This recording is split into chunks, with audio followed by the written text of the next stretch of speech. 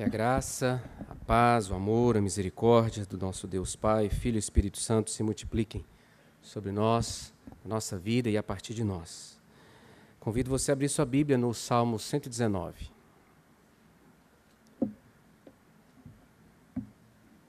Salmo 119. Quero fazer a leitura de 2 versos.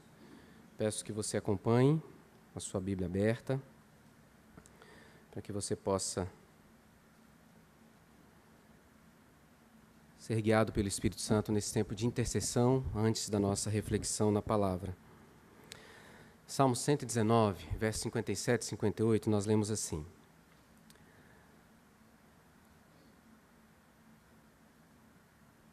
O Senhor é a minha porção. Eu disse que guardaria as tuas palavras. Imploro de todo o coração a tua graça. Compadece-te de mim, segundo a tua palavra. O Senhor é a minha porção. Uma declaração de confiança e dependência. Eu só tenho o Senhor, o Senhor é tudo que eu tenho. Eu disse que guardaria as tuas palavras. Há um desejo de guardar as palavras, mas há uma declaração que aponta para o fato de não ter conseguido cumprir o desejo. Eu disse que guardaria, mas eu não guardei. Imploro de todo o coração a tua graça. Agora, uma oração em angústia, imploro a tua graça, porque eu errei, eu não consegui guardar e eu preciso da tua graça sobre a minha vida. E ele continua orando: compadece-te de mim, segundo a tua palavra. E agora uma petição com descanso. Ele confia na palavra do Deus que perdoa. Ele confia na palavra do Deus que restaura. Ele confia na palavra de um Deus que o ama. E eu quero pedir que você ore nesse momento por você e por mim. Peça a Deus para trazer ao seu coração a palavra que você precisa aprender para conseguir viver, obedecer, guardar. Peça a Deus que me use como instrumento nas suas mãos, que Ele me dê energia, me dê unção, me dê sabedoria, me dê fidelidade naquilo que Ele preparou para o nosso coração nessa noite.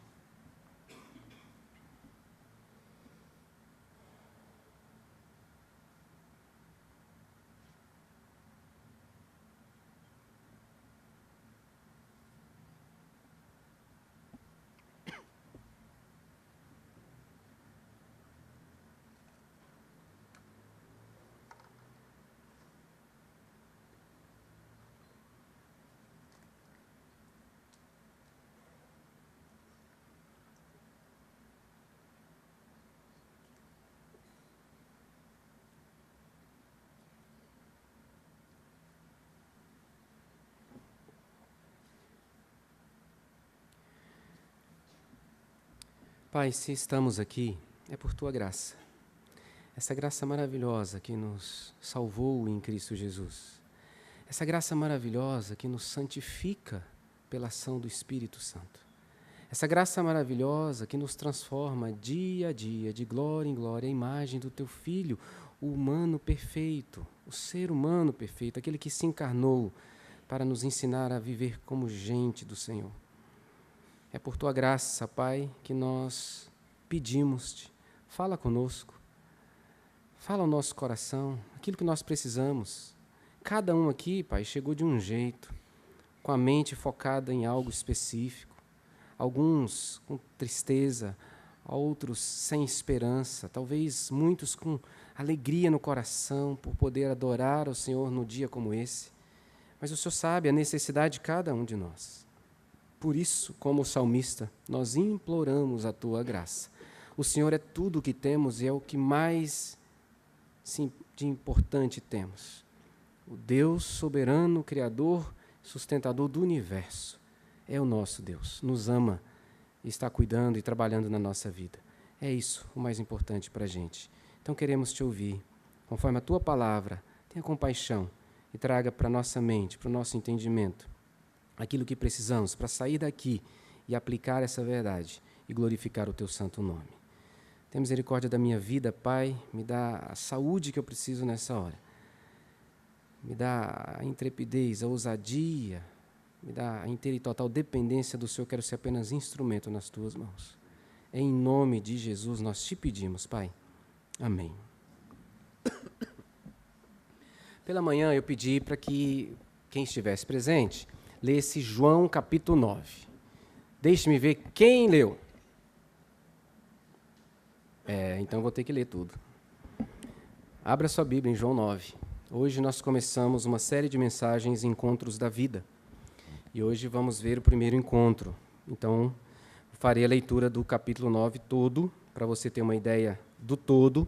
Serão 4 mensagens nesse capítulo 9. Hoje nós estaremos restritos aos versos de 1 a 12, mas eu quero fazer a leitura de todo o texto para que você possa ter a visão, o entendimento de todo o contexto do que acontece na vida desse cego. João capítulo 9. Caminhando Jesus, viu um homem cego de nascença. E os seus discípulos perguntaram: Mestre, quem pecou, este ou os seus pais, para que nascesse cego?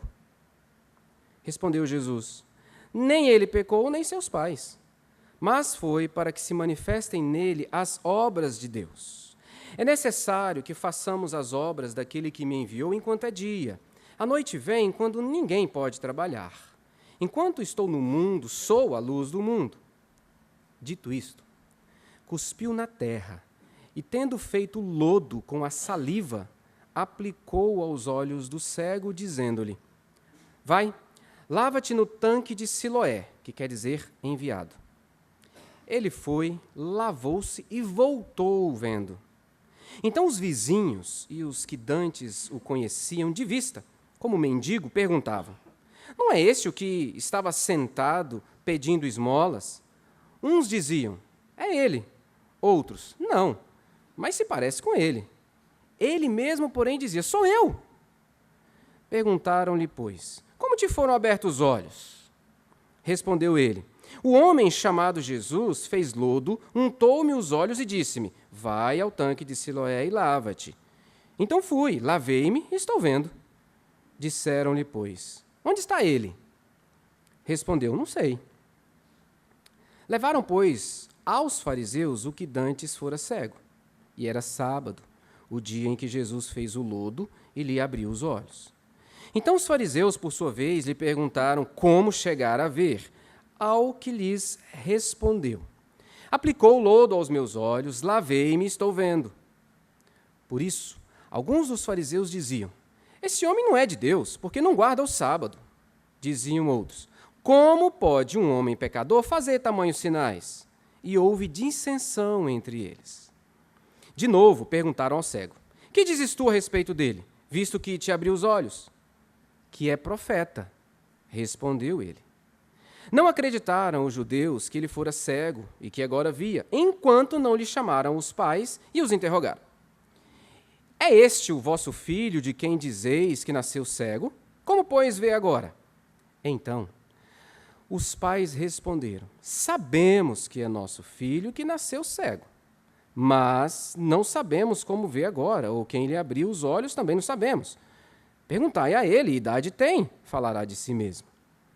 Isto disseram seus pais, porque estavam com medo dos judeus, pois esses já haviam assentado que se alguém confessasse ser Jesus o Cristo, fosse expulso da sinagoga. Por isso é que disseram os pais: Ele idade tem, interrogai-o. Então chamaram pela segunda vez o homem que fora cego e lhe disseram: Dá glória a Deus, nós sabemos que este homem é pecador. Ele retrucou: Se é pecador, não sei. Uma coisa eu sei, eu era cego e agora vejo. Perguntaram-lhe, pois: Que te fez ele? Como te abriu os olhos? Ele lhes respondeu: Já vou-lo disse e não atendestes. Por que quereis ouvir outra vez? Porventura quereis vós também tornar-vos seus discípulos? Então o injuriaram e lhe disseram: Discípulo dele és tu, mas nós somos discípulos de Moisés. Sabemos que Deus falou a Moisés, mas este nem sabemos de onde é. Respondeu-lhes o homem: Nisto é estranho, nisto é de estranhar, que vós não saibais onde ele é, e contudo me abriu os olhos. Sabemos que Deus não atende a pecadores, mas como? Pelo contrário, se alguém teme a Deus e pratica a sua vontade, a este atende. Desde que há mundo, jamais se ouviu que alguém tenha aberto os olhos a um cego de nascença. Se este homem não fosse de Deus, não poderia ter feito. Mas eles retrucaram. Tu és nascido todo em pecado e nos ensina a nós? E o expulsaram. Ouvindo Jesus que o tinha expulsado, encontrando-o, lhe perguntou, crês tu no Filho do Homem? Ele respondeu e disse, quem é, Senhor, para que eu nele creia? E Jesus lhe disse, já o tens visto, e é o que fala contigo. Então afirmou ele, creio, Senhor, e o adorou. Prosseguiu Jesus, eu vim a este mundo para juízo, a fim de que os que não veem, vejam, e os que veem se tornem cegos. Alguns dentre os fariseus que estavam perto dele perguntaram-lhe, acaso também nós somos cegos? Respondeu-lhe Jesus, se fosseis cegos, não teríeis pecado algum, mas porque agora dizeis, nós vemos, subsiste o vosso pecado. Que o Senhor nos abençoe, abrindo o nosso entendimento para a compreensão da sua palavra e ensino nessa noite, queridos. Mantenha sua Bíblia aberta, por favor. O texto que nós refletiremos será dos versos de 1 a 12, onde veremos sobre o encontro consigo mesmo, o encontro desse ex-cego consigo mesmo. O livro de Gênesis apresenta para nós Deus criando todas as coisas pelo poder da sua palavra.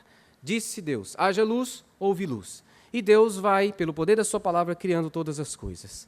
É em Gênesis também que nós encontramos o pecado entrando no mundo e estragando tudo aquilo que Deus fez perfeitamente bom.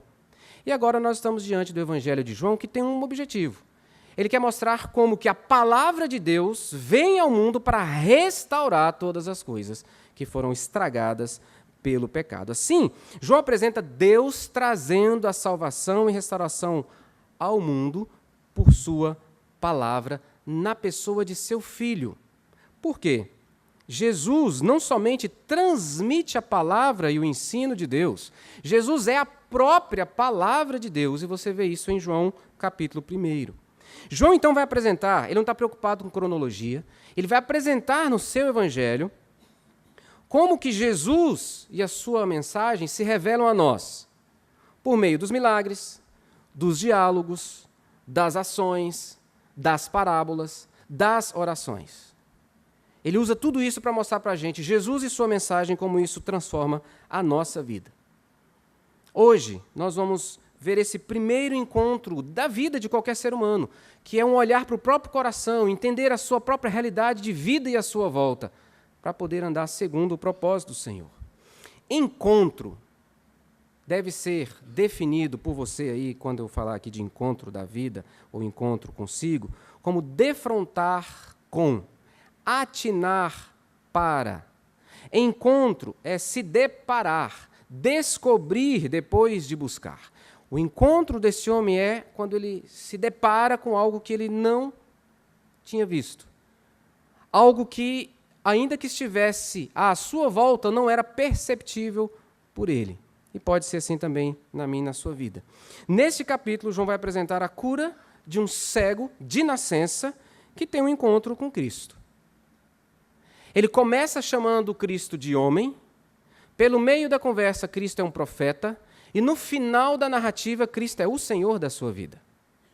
E a gente vê como isso vai se desenvolvendo. O primeiro encontro dele não é com Jesus, no encontro pessoal e verdadeiro salvífico, mas é um encontro com o milagre de Jesus. Ele nem vê Jesus. Jesus faz o milagre, quando ele volta, Jesus não está mais ali, ele não sabe onde Jesus está. E quando ele se encontra com Jesus no final da narrativa, ele não sabe quem é Jesus, a não ser quando Jesus se revela a ele. Esse homem vai se deparar nesse processo com ele, com a sociedade à sua volta, com os religiosos e, por fim, com Jesus. E nós vamos aprender aquilo que a palavra do Senhor tem para nós em cada um desses momentos. Quantos neste mundo se encontram cegos, vivendo nesse mundo quase que no automático, sem consciência plena e intencionalidade em seus relacionamentos, a não ser que seja para desfrute pessoal, particular e egoísta. Quando nós olhamos para a palavra de Deus, nós entendemos claramente que Ele quer reconciliar o ser humano pecador com ele, para que esse viva de forma intencional o Evangelho, a sua palavra, os valores do reino. E vivam isso no relacionamento com ele, vivam isso no relacionamento com as pessoas, vivam isso com o relacionamento com os seus irmãos em Cristo, viva isso no relacionamento com a sua família, viva isso em todas as dimensões da sua existência. Mas muitos hoje se encontram cegos para isso. São superficiais em seus relacionamentos. Deixa a vida tocando, vai, como diz aquele profeta, né, entre aspas, com ironia, deixa a vida me levar, a vida leva eu. O que nós vamos perceber na palavra é que deve haver entendimento claro e profundidade com busca de transformação minha e do outro a partir da vivência do Evangelho. E é isso que nós vamos encontrar aqui. Talvez você seja alguém que esteja insatisfeito com a sua vida. Você esteja achando assim a vida muito sem graça. A vida sem significado. É uma rotina que já está tirando a sua paciência. Talvez você esteja esperando um vazio assim, experimentando um vazio assim. Você quer conhecer melhor, quer saber o que você está fazendo nesse mundo. Por que você está aqui? Por que você faz parte dessa igreja? Por que você faz o curso que você faz? Por que você trabalha no lugar que você trabalha? Por que você tem a empresa que você tem? E às vezes você nunca parou para refletir sobre isso profundamente. Então nós precisamos ter um tempo para encontrar-se com o próprio coração, para a gente olhar para o próprio coração. Acompanhe comigo o texto bíblico.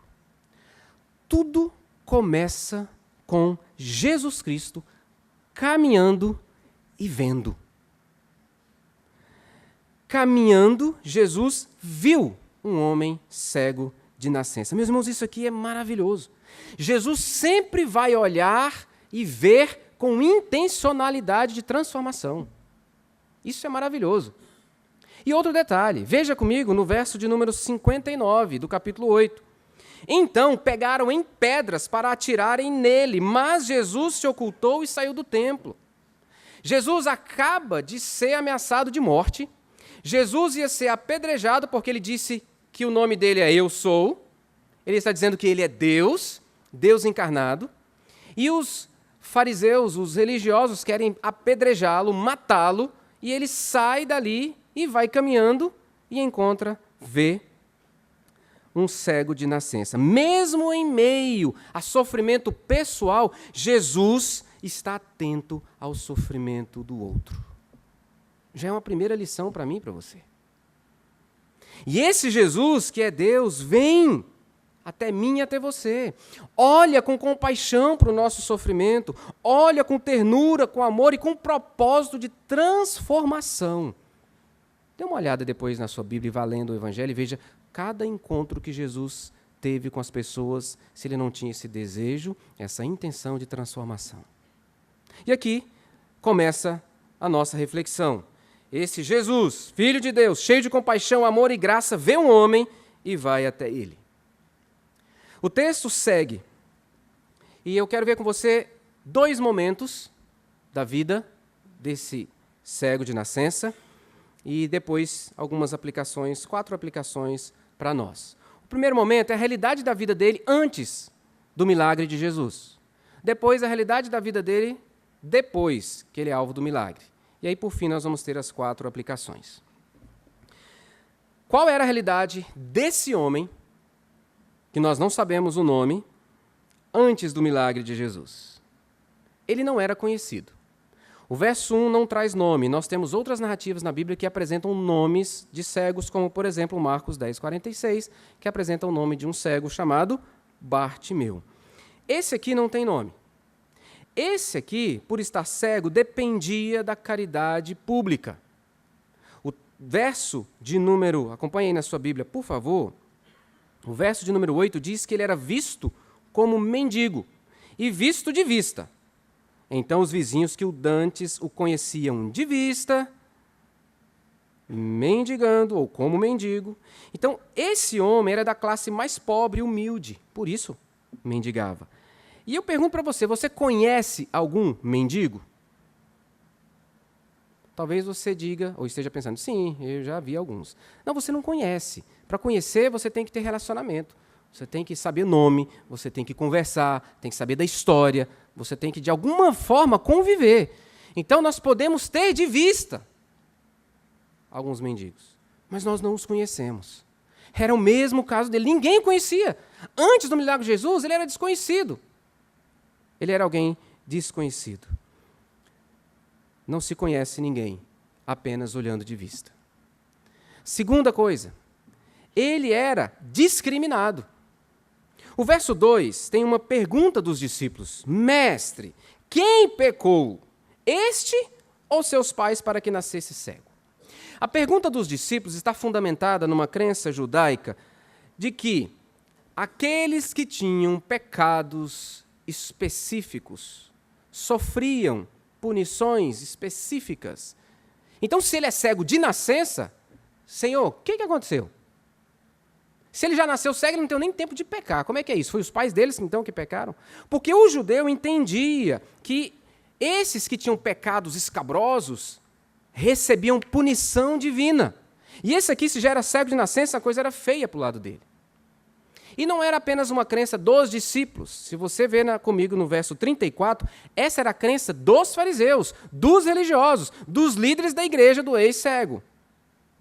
Mas eles retrucaram: Tu és nascido todo em pecado e nos ensinas a nós. Por que essa expressão, tu és nascido todo em pecado? Olha, se você nasceu cego é porque você é pecador.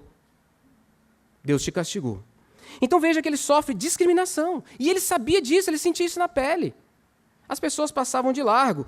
Eu vou passar perto dele, ele vai pedir esmola e eu não quero dar esmola. O pecado, queridos, trouxe ao mundo essas desgraças que nós vemos. Enfermidades, doenças, deficiências. Sim, a cegueira dele é consequência do pecado, mas não o pecado específico dele, o pecado de Adão, que desestruturou tudo no nosso mundo, que estragou aquilo que Deus fez de forma perfeita. Então ele é discriminado pela sociedade, discriminado pelos próprios discípulos de Jesus. Terceira coisa, ele vivia em constante baixa autoestima. Como é a estima de um homem que ninguém sabe o nome, que ninguém se importa com ele, que o pessoal passa de largo, que é discriminado, todo mundo olha para ele e fala assim: cego de nascença, pecou muito. Se não pecou muito, os pais dele pecaram. A gente não tinha resposta, as pessoas não tinham resposta. Mas era uma pessoa desconhecida, discriminada por sua enfermidade e, consequentemente, tinha uma situação social da mais baixa possível. Era mendigo. Tinha que pedir para receber e assim sobreviver. Uma pessoa assim não tem consideração por si mesmo. É com essas pessoas que os nossos irmãos, tanto do Sopão às segundas-feiras, quanto às sextas-feiras no Madrugada Solidária, se encontram. Pessoas que se acham pior do que nada. Pessoas que se enxergam como lixo, sem afeto, sem apreço próprio nenhum. Pessoas que não acreditam em si mesmas.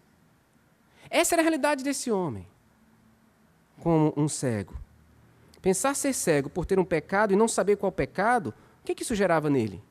Sentimento de culpa. Sem dúvida, gerava nele angústia. Se eu soubesse pelo menos o pecado que me levou a ser cego de nascença, eu teria pedido perdão. Quem sabe Deus teria misericórdia de mim. Era um homem que estava à mercê das pessoas, da bondade e da maldade. No verso 6, diz que Jesus cospe no chão, mistura a saliva dele com a terra, faz um lodo e põe no olho do cego. Esse cego está totalmente à mercê das pessoas. Ele não via ninguém chegar. Ninguém podia chegar, bater nele, tacar pedra nele. Ele não via. Ele não via. E ali está Jesus fazendo isso, ele não pôde nem como se defender. Então, meus irmãos, esse homem sofria de acepção. Ele era visto como alguém que não tinha valor pela sociedade. Era cego de nascença. Nem os seus vizinhos sabiam quem ele era. Quando o viram curado, ficavam na dúvida. É ele? Será que é ele? E uns diziam, parece com ele. Outros, não pode ser ele. As pessoas não prestavam atenção nele. Essa é a situação desse homem antes do milagre de Jesus Cristo. Essa era a sua realidade.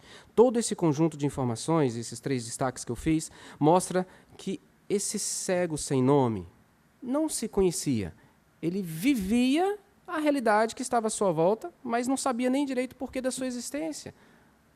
Por que eu nasci cego? Por que eu sofro desse jeito? Por que Todas as pessoas me tratam assim.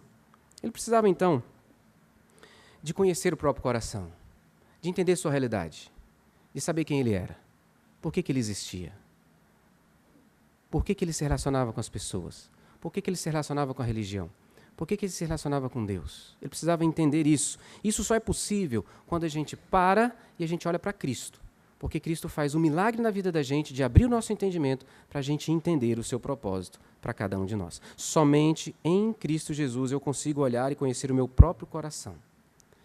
E esse homem é alvo da graça de Deus.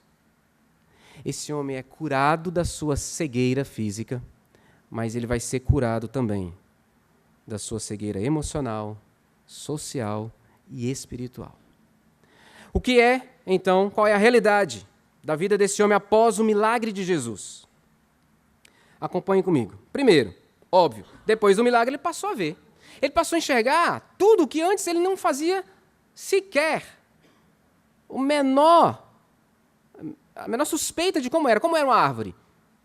Ele não sabia como era uma árvore. Como é que era o sol? Ele não sabia, nunca tinha visto isso. Agora ele pode ver todas as coisas, o sol, a natureza, o céu, a sua cidade, o rosto das pessoas que passavam, falando, as crianças que talvez fizessem chacotas com ele, agora ele pode ver tudo, todas as coisas. O templo, a sinagoga onde ele participava, ou o templo onde ele participava. Principalmente, agora ele pode olhar para ele mesmo. Ele pode ver quem ele é. Ele pode olhar para si. E isso não apenas, meus queridos, de forma física, mas quando ele diz aqui no verso de número 9, olha aí na sua Bíblia, uns diziam, é ele, outros, não, mas parece com ele. Ele mesmo dizia, sou eu, gente, sou eu. Essa expressão sou eu mesmo expressa muito mais do que dizer quem é fisicamente. Faz ele refletir sobre aquilo que está acontecendo na sua vida. Agora eu conheço quem eu sou, não apenas fisicamente, mas eu consigo ver que existe um Deus que manifesta a sua glória me dando cura. Então a primeira coisa depois do milagre é que ele enxerga. Ele passa a enxergar, não apenas fisicamente, mas a gente percebe que ele começa a enxergar a realidade à sua volta, enxergar quem ele é, enxergar o que ele pode fazer. E aí, se você der um pulinho comigo lá para o verso 33, verso 30 a 33, você vê que ele descobre que ele tem autoridade, que ele tem ousadia, que ele confronta os religiosos com as verdades de Deus. Ele diz, nisso é estranhar que vós não saibais de onde ele é, falando sobre Jesus, e contudo me abriu os olhos. Sabemos que Deus não atende a pecadores, mas pelo contrário, se alguém teme a Deus e pratica a sua vontade, a este atende. Desde que há mundo jamais se ouviu que alguém tenha aberto os olhos a um cego de nascença. Se este homem não fosse de Deus, nada poderia ter feito. E eles ficam furiosos com ele, expulsam ele. Esse homem agora tem ousadia. Aquele que tinha vergonha, aquele que ficava jogado, agora tem ousadia para confrontar os religiosos com a verdade de Deus. Ele vence, então, queridos, a autodiscriminação, a dele mesmo. A resposta de Jesus leva a esse cego, que nós não sabemos o nome, entender a sua situação. Porque quando ele ouve Jesus dizer, nem ele pecou, nem os seus pais pecaram, mas isso é para que se manifeste a glória de Deus, ele está ali ouvindo tudo. E ele fala assim, opa, então não é nem meu pecado, nem pecado dos meus pais. E aí depois Jesus o cura, confirmou, opa, então o meu sofrimento, essa discriminação que eu sofria e que eu mesmo trazia sobre mim, não faz mais sentido. Porque não foi nem o meu pecado, nem o pecado dos meus pais, eu estou curado, estou vendo. Esse homem, Jesus, é maravilhoso. A resposta de Jesus não quer dizer, obviamente, que ele não tenha pecado, que os seus pais não pequem. Não é isso. Mas Jesus está olhando especificamente para aquela situação e dizendo, não é por causa de um pecado específico que ele é cego, não é por causa de um pecado específico dos seus pais que ele é cego, nem dele, mas é porque Deus permitiu assim e agora há de manifestar a sua glória. Esse homem agora tem uma mente aguçada, atenta àquilo que acontece à sua volta. Pela leitura que fizemos, você deve ter percebido isso. Como ele vai levado 2 vezes e como ele confronta. Terceira coisa, ele passa a andar sozinho, ele não depende mais das pessoas para guiá-lo de um lado para o outro. Por quê? Porque ele enxerga. Isso é muito importante porque ele alcança uma nova perspectiva de vida. Ele não depende mais das pessoas. Agora ele pode trabalhar, agora ele pode servir, agora ele pode ser alguém que faz parte da sociedade, agora ele é alguém que a sua estima está alta. Ele é um novo homem, pelo milagre que aconteceu na sua vida. O milagre na vida desse homem não consiste apenas em permitir que ele enxergue fisicamente, mas o leva a enxergar de forma ampla as dimensões da sua realidade de vida. Ele começa a enxergar o próprio coração. Ele começa a enxergar quem ele é de fato na presença de Deus. Eu sou alguém amado por Deus, porque tudo isso que falavam de mim, que eu era um pecador, eu era cego de nascença por causa de um pecado que nem eu sabia qual que era, isso é mentira. Então agora ele se enxerga com alguém que ultrapassou o limite da cegueira física, chegando a enxergar emocionalmente, socialmente, espiritualmente, como a gente vai ver. Bem, nesse encontro com ele mesmo, e que eu e você precisamos olhar para o nosso coração e identificar, saber quem somos, como nos relacionamos, como que eu trato o meu próprio coração, o que eu estou fazendo aqui, como tenho vivido, traz algumas lições para nós, e lições que eu entendo que esse homem aprendeu. E eu quero trazer essas aplicações para mim, para você, à luz desses 12 versículos. A primeira coisa,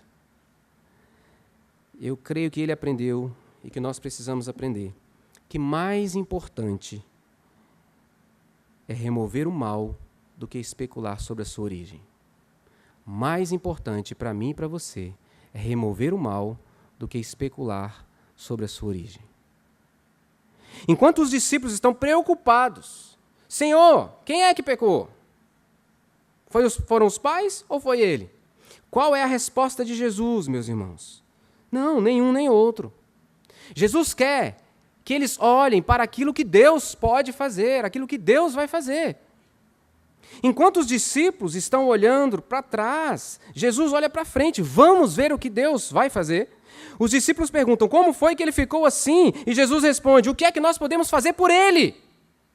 E quantas vezes eu e você estamos mais preocupados do porquê das coisas e não em responder como eu posso agir para mudar isso? E Jesus deixa isso muito claro. Existem duas maneiras de se olhar uma pessoa marginalizada, uma pessoa escanteada, seja por doença, seja por vício, seja por crime, seja por corrupção, seja por divórcio, seja por pobreza, seja por pecado escandaloso, o que for. Ou você vai especular e quer saber por que fez, como é que chegou naquela situação, ou você vai se dispor e dizer, eu quero ser resposta de Deus para resolver esse problema, para mudar essa situação. Eu quero anunciar o Evangelho para tirar essa pessoa dessa situação. Esse é o primeiro ensino que Jesus diz. E como aquele cego está ali ouvindo tudo isso, eu entendo que ele traz esse conhecimento para o próprio coração. E Deus traz para mim e para você nessa noite. É necessário, verso 4, que façamos as obras daquele que me enviou, enquanto é dia. A noite vem quando ninguém pode trabalhar. Jesus inclui os discípulos naquilo que será feito e me inclui você, que também é discípulo de Jesus Cristo. As obras de Deus está no plural. Deus ainda tem muito a fazer na vida daquele homem, como tem muito a fazer na minha e na sua vida. Essa é a primeira aplicação para mim e para você. É necessário que nós deixemos de especular o mal, mas sejamos resposta de Deus a ele. Segunda aplicação, que as pessoas mudam pelo poder de Jesus Cristo. Somente Jesus Cristo tem poder para mudar, para transformar, para libertar da cegueira, seja ela física, seja ela emocional, seja ela psicológica, seja ela espiritual, seja qual for a cegueira. E a gente vê isso de forma muito clara. Alguns de nós temos dificuldade de crer na mudança das pessoas. Nós não acreditamos nisso, porque não olhamos para Cristo, estamos olhando para a pessoa, ou talvez para a nossa mesquinha capacidade de fazer alguma coisa. E aqui nós vemos Jesus vindo e curando, e mostrando que é Ele quem cura. Enquanto os vizinhos, as pessoas estavam ali, não é ele, não pode ser, mostrando que eles, esses vizinhos, essas pessoas, somos nós, que não acreditamos na transformação das pessoas, o ex-cego está experimentando transformação para testemunhar de que Jesus é aquele que muda as pessoas. E a mudança com o milagre físico é tão impactante que muda o cego como ser humano. Meus irmãos, eu não creio que quando as pessoas estão dizendo assim, uns dizendo a ele, outros dizendo, não, mas parece com ele, pode até ser que seja ele. Não é porque eles não o conheciam fisicamente. Eu entendo é que esse homem voltou de uma maneira tão diferente, porque não tem como você, que nunca viu, começar a enxergar e você voltar do jeito que talvez você estivesse lá pedindo esmola. Você volta diferente. Eu imagino ele voltando, pulando, correndo, olhando para o tempo todo, o olho arregalado assim, olhando para todas as coisas, porque ele nunca viu aquilo, então ele quer ver essa parede, ele nunca viu uma parede de pedra com plantas, está bem feinha, né? Precisando de umas plantinhas novas, mas eu nunca vi. Então ele nem vai fazer esse comentário que eu fiz, porque ele nunca viu com muita. Então, quando ele volta, mostra que Jesus transforma por inteiro, não é só o físico. É por completo. Esse homem agora, de cego solitário, sentado à beira do caminho, se transforma num destemido pregador das verdades de Deus. Você que crê em Jesus já teve um encontro com Ele. Já experimentou o milagre da salvação. E você precisa crer na mudança de outras pessoas pelo poder de Jesus e deve abrir o seu coração para que Ele continue fazendo o milagre de transformar e você se transformar num destemido pregador das verdades do Senhor. Terceira aplicação. Fé e obediência fazem parte da transformação de Deus na minha vida. Fé e obediência fazem parte da transformação de Deus na minha vida. Esse milagre da mudança em meu interior, ele acontece no exercício da fé e da obediência à palavra do Senhor. Jesus chega para esse homem, ele está ali, ouvindo a conversa de Jesus com os discípulos. De repente, Jesus cospe no chão, faz um lodo, um barro, uma lama, pega aquilo, põe no olho. Imagine o que é isso. Imagine. Talvez alguns já estejam assim, com nojo, né? Mas Jesus cospe, faz a lama e põe no olho. E depois que foi no olho, dá uma ordem para ele. Vai lá no tanque de Siloé e se lava. Por que no tanque de Siloé? Por que não ali, na casa de alguém? Por que não poderia ser para eles... agora tira isso aí, passa a mão aí, tirou, cospe na mão e limpa com a sua saliva. Por que ele tem que ir para o tanque de Siloé? E João traduz para a gente o que significa Siloé. O que significa? Enviado. E o que é que Jesus está dizendo para ele? A ordem de Jesus não é simplesmente para ele ir lá, se lavar e voltar. Por trás dessa direção de Cristo para se lavar os olhos está: venha até aquele que pode te dar luz para as trevas da sua vida. Venha para aquele que foi o enviado. Eu sou o enviado do Pai, de Deus, para mudar a sua vida, para restaurar, para tirar dessa cegueira. Então Jesus está dando um recado. Essa ordem para ele é recebida com fé e com obediência. É lógico, ele não tem nada a perder, mas ele creu que alguma coisa ia acontecer e ele sai, ele diz que sai, se lava e volta. Mas, meus irmãos, tem muito mais do que simplesmente esse ato de lavar com água. Jesus está dizendo que ele, como enviado, é aquele que lava internamente, que lava e purifica interiormente, que dá vida, que dá salvação. Ele é o enviado de Deus.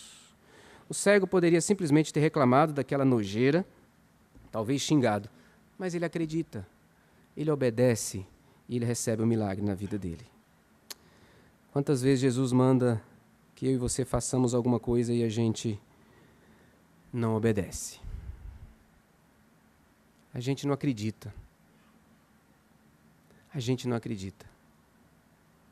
Somos desafiados continuamente pela palavra de Deus e a gente não acredita que o milagre pode acontecer na vida da gente. E a última aplicação, queridos, para enxergarmos espiritualmente é preciso ir a Jesus Cristo. Sem ir a Jesus Cristo, sem um encontro pessoal com Cristo, sem entregar a vida a Cristo, ninguém consegue enxergar espiritualmente. Ninguém consegue entender a verdade de Deus. Ninguém consegue entender a vontade do Pai. Ninguém consegue entender o que Ele diz e ensina na sua palavra.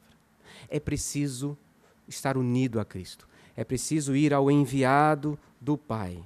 O Siloé, esse enviado, um tanque que se encontrava logo na entrada sudeste da cidade de Jerusalém.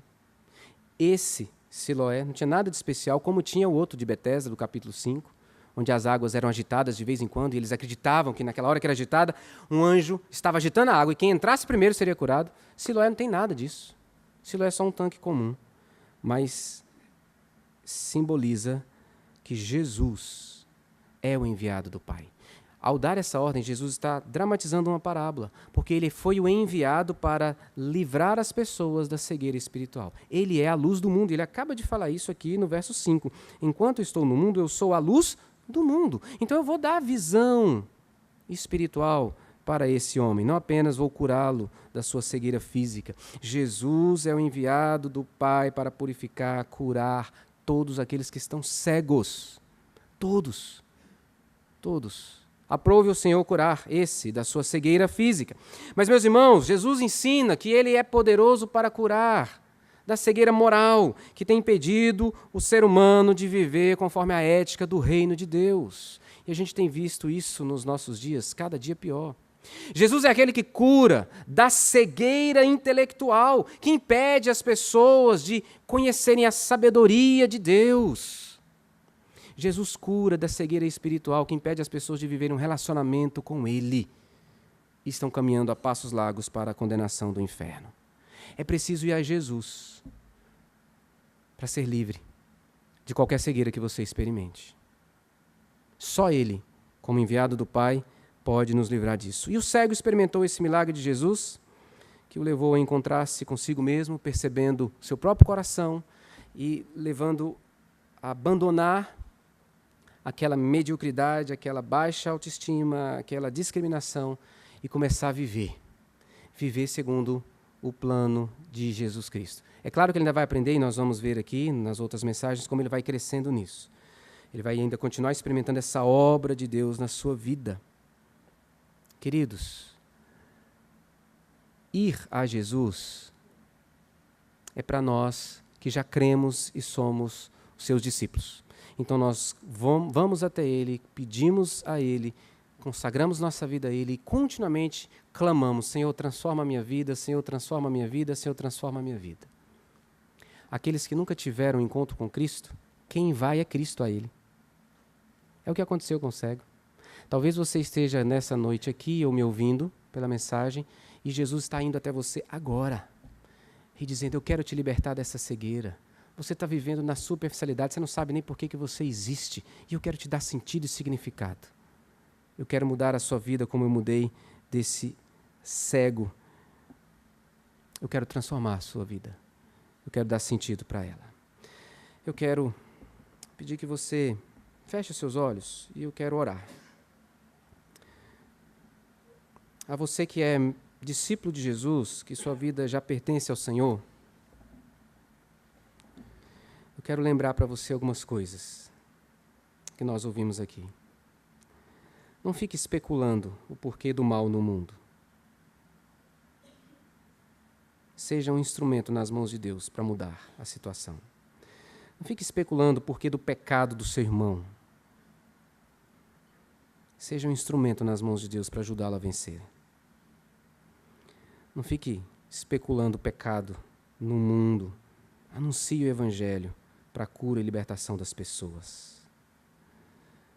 As misérias do mundo são oportunidades que Deus nos dá para servi-lo e glorificá-lo.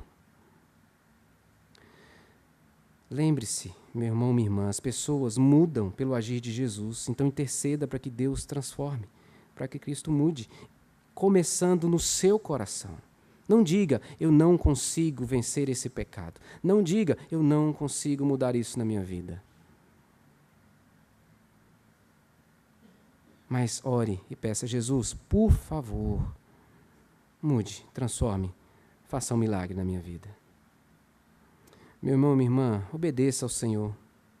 Obedeça a suas palavras, mesmo que você não entenda, mesmo que você não saiba o que vai acontecer depois. Seja obediente ao Senhor. A palavra dele é a melhor coisa para a sua vida. E querido irmão, querida irmã, seja qual for a sua cegueira que você experimenta, aquele que cura foi enviado do Pai até você para te libertar, para abrir os seus olhos. Ore por isso. Mas eu quero falar com você que ainda não entregou a vida a Cristo. Ele não é o Senhor e Salvador da sua vida. Você ainda vive conforme a sua cabeça, conforme as suas decisões, conforme as suas escolhas, e experimenta um vazio terrível dentro do coração. O texto deixou claro para nós que Jesus é o enviado do Pai, do Deus soberano, para curar você da sua cegueira. E talvez Ele esteja abrindo os seus olhos nessa hora, porque Ele veio para isso, para lavar os seus olhos espirituais, purificar a sua alma, te conceder redenção, te resgatar de si mesmo para uma nova vida, sem culpa, mas descansado na graça. Então basta você crer em Jesus como Filho de Deus, que veio a esse mundo e que morreu na cruz por você, para pagar a dívida que era sua por causa do seu pecado que te afastou de Deus. Então você pode agora simplesmente orar: Jesus, me perdoe por viver por conta própria, tateando como cego no mundo, sem enxergar o teu grande amor.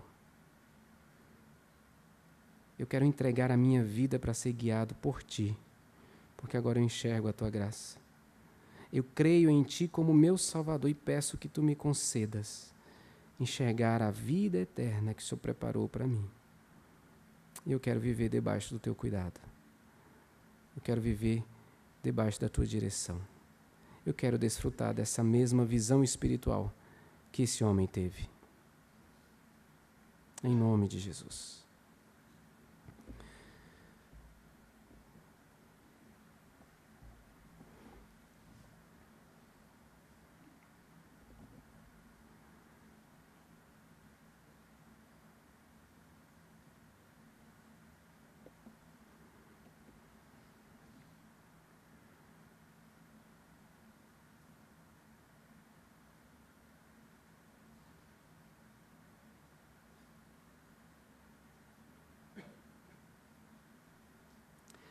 Pai, nós queremos te agradecer porque Jesus foi enviado para nos encontrar. Ele nos viu e quando nos viu, veio até nós com intencionalidade de transformação. E nós, os que cremos, te dizemos: aleluia, louvado seja o teu nome, porque fomos escolhidos, fomos vistos e fomos libertos da opressão, da cegueira espiritual e hoje enxergamos. E podemos viver esse evangelho maravilhoso. Mas, Pai, é certo que nessa caminhada nossa, vamos nos afastando do Senhor, vamos nos afastando da Tua palavra, e vamos sendo tomados por névoas, sombras, trevas, que nos impedem de enxergar claramente o que o Senhor está fazendo e o que o Senhor tem para a nossa vida.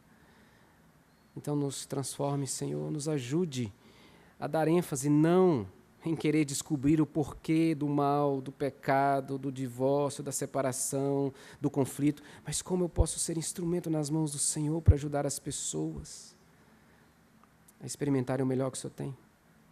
Deus nos ajude a crer continuamente que o Senhor é aquele que transforma como o Senhor transformou. Pai, inclina o nosso coração, encha-o de fé para crermos na mudança da realidade do nosso país, das pessoas que estão com autoridade nesse país que o Senhor mesmo instituiu. Nos ajude a interceder por elas, cada uma delas, primeiro pela salvação, segundo para que o coração seja inclinado pelo Senhor e possam cumprir a Tua vontade, porque Tu és o Deus que age conforme a Tua vontade, que muda o coração. Deus, transforma a nossa vida, nos dando um olhar para enxergar o milagre do Senhor em nós e também o milagre por meio de nós na vida das pessoas. Pai, faz de nós, homens e mulheres, como esse homem, que depois que experimentou o milagre de Jesus, mesmo sem ter tido um encontro pessoal e olhado para Cristo, ele saiu dali cheio de coragem e ousadia para testemunhar das verdades do Senhor. Que essa semana seja uma semana onde nós possamos fazer isso, com a autoridade e ousadia do Senhor, testemunharmos das tuas verdades, do teu evangelho, do teu amor, da tua graça. Isso para a glória do teu nome, Pai. E eu peço por aqueles que ouviram essa mensagem, pedindo que o Senhor os salve em nome de Jesus. E eles possam experimentar essa mesma visão que nós temos de filhos do Rei. Nós te pedimos assim, em nome de Jesus, para a glória de Jesus. Amém. Glória a Deus.